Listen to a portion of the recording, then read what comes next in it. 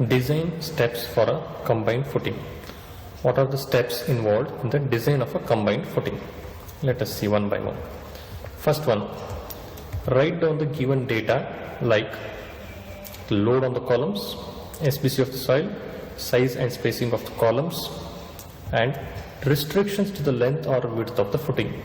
So in the question it will be given how much load is coming on the column or how much load column should resist. Okay.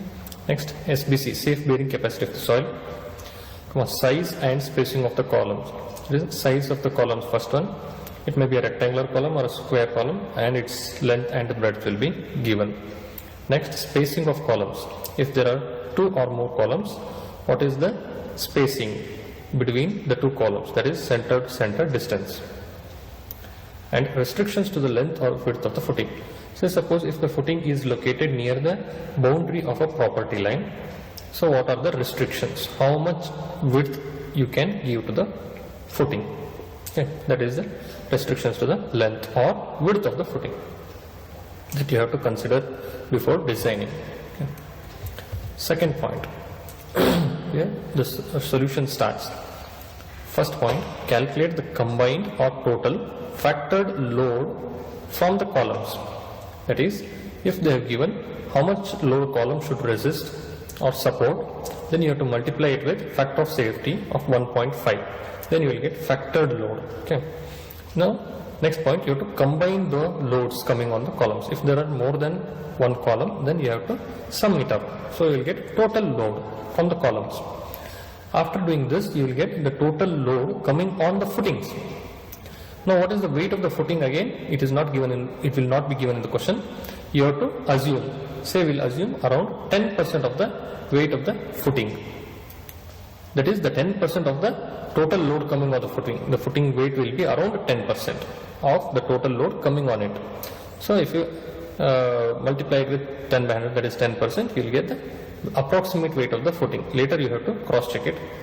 Now after doing this, you have to add this to, so you will get total load coming onto the soil. Okay.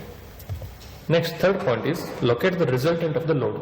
You have more than one forces, loads, that is loads from more than one column. So you have more than one force acting on a plane.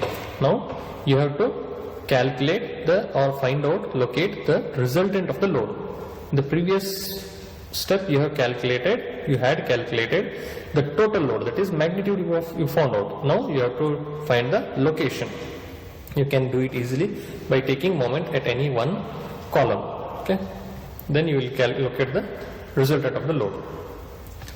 Next point, calculate the area of the footing. How you will calculate the area? Just by dividing the total factored load coming on the soil by SBC of the soil.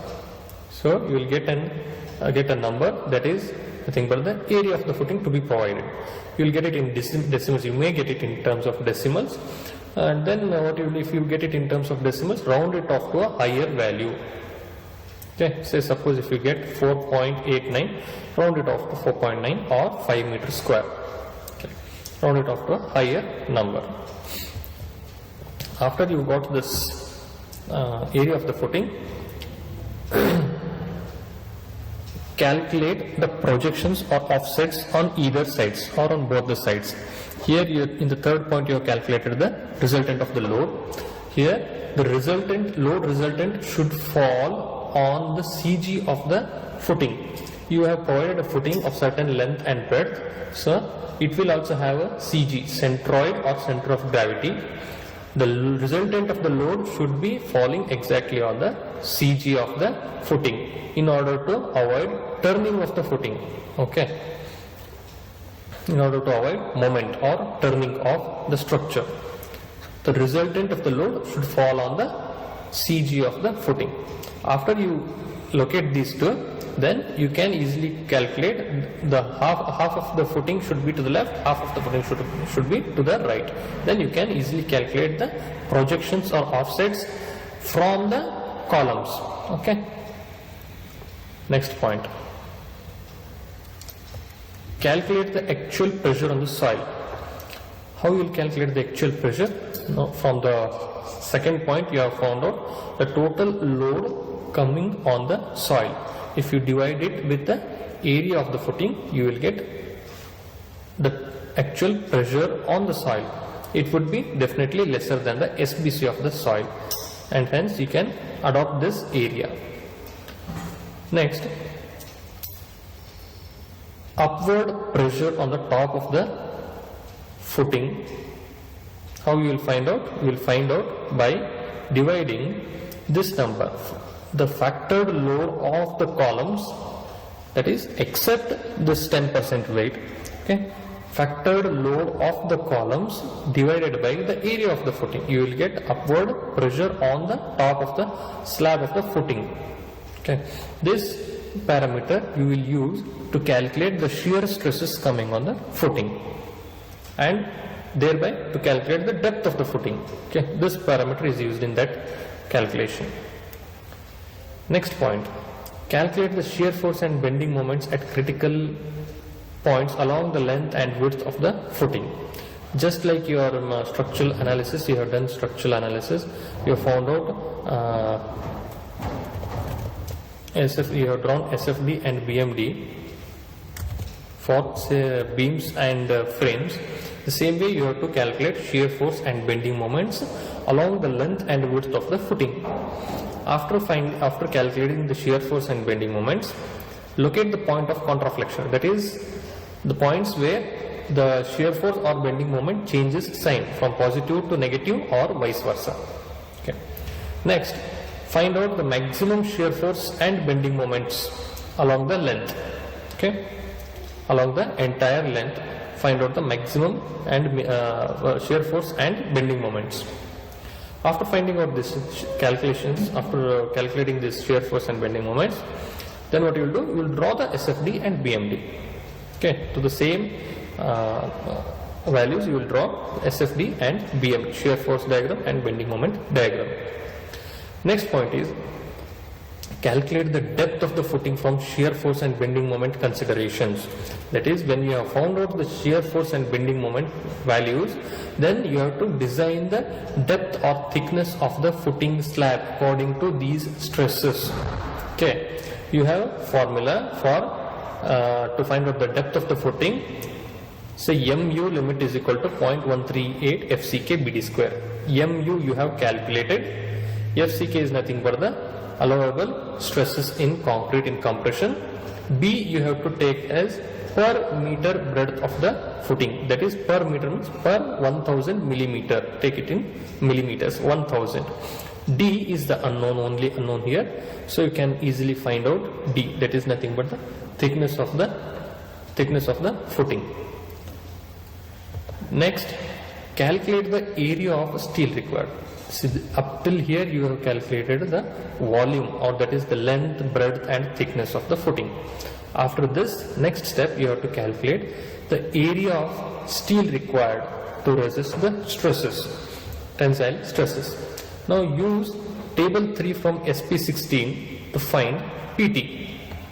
Okay, you have mu by BD square.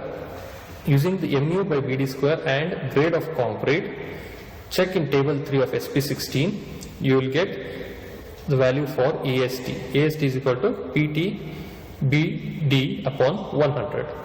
Okay, if you find out PT, substitute it in this equation, you will get AST. Okay, next point, but before providing steel, you have to check it for minimum steel required as well. So this is designed as a slab, this footing is designed as a slab. So what is the minimum amount of tensile reinforcement to be provided in a slab? It is given as 0.12% of the gross cross-sectional area. Cross-sectional area means breadth is, say, suppose 1000 millimeter and the thickness, depth is found out from this one. If you multiply it with breadth and depth, you have to use 0.12%, that is 0.12 upon 100 into breadth into depth, that you will get as minimum steel, cross-sectional area, steel required.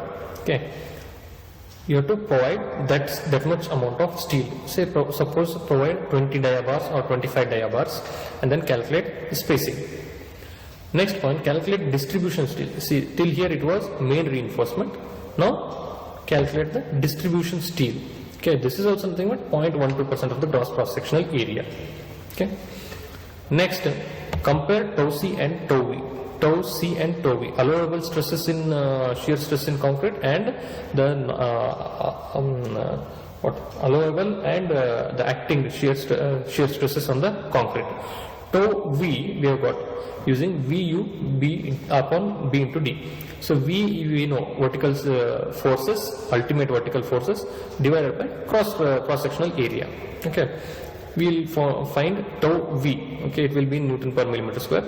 Next, how you will find tau C? It will be from table 19, page 73 of IS 456. Okay, table 19. There you have to use AST provided, not nominal AST. Keep this in mind. After finding this tau C from page 19, compare it with tau V. Here tau C provided should be more than tau V. That is, the strength of the concrete should be greater than the stresses coming on the concrete. If this is verified, then if this is okay, then the footing design is right. Okay, this can be accepted. Okay.